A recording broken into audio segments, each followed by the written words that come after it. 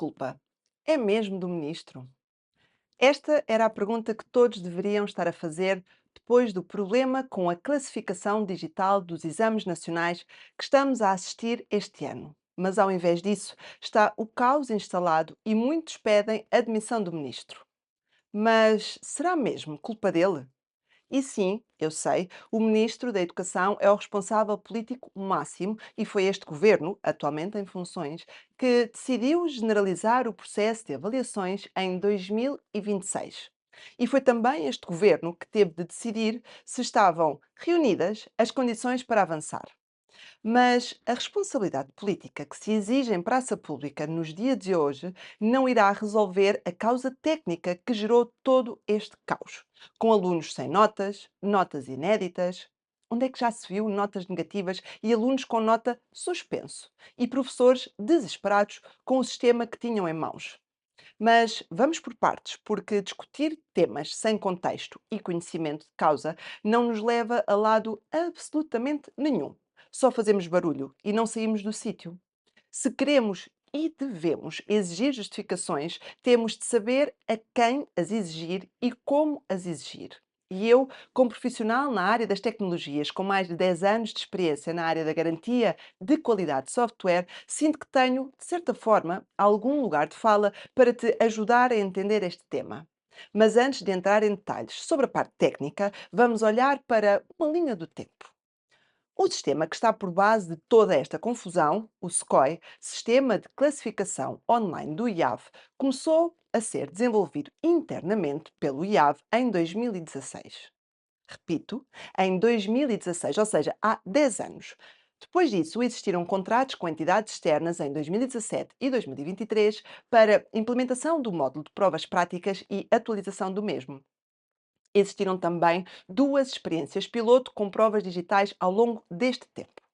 Em 2023, todas as provas escritas de aferição dos alunos de nono ano passaram para suporte digital, que era para ter sido repetido em 2024, mas que, por não estarem reunidas as condições para o mesmo, porque o projeto piloto de 2023 tinha registado já alguns problemas, esse foi adiado. No mínimo, inteligente esta decisão. Mas alguém decidiu aumentar o grau de complexidade e fazer o segundo teste piloto em 2025, com cerca de 20 mil exames de filosofia, e o projeto piloto, esse, do qual não se conhece qualquer relatório formal sobre os resultados do mesmo, ou seja, tudo errado. Um projeto piloto que não tenha critérios de sucesso definidos, resultados documentados, riscos residuais identificados e uma decisão formal de go-no-go não está a cumprir verdadeiramente a sua função de projeto piloto. E depois, em 2026, alguém decidiu que este sistema estava pronto para ser utilizado para a avaliação de aproximadamente 290 mil exames e mais de 2 milhões de itens digitalizados. Consegues perceber a escala crescente de complexidade em pouco espaço de tempo?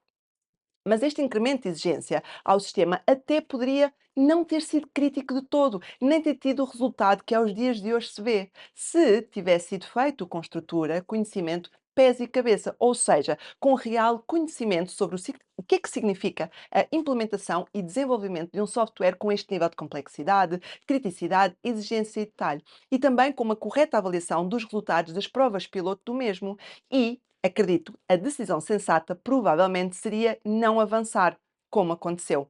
E ao longo de todo este tempo, recordo que o software começou a ser desenvolvido em 2016 e teve a sua primeira prova de esforço, digamos, a sério, em 2023. Várias entidades estiveram envolvidas, quer seja públicas e privadas, várias empresas, plataformas, escolas, milhares de professores e alunos.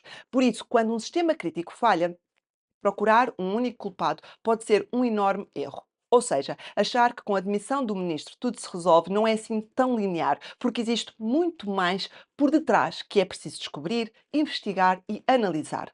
Eu não estou de todo a defender partidos nem pessoas, sou totalmente agnóstica nesse campo, mas como profissional da área das tecnologias que já participou em muitos projetos de desenvolvimento de software, sei a quem se deve exigir responsabilidades e como é que os processos de desenvolvimento de software devem ser estruturados e implementados.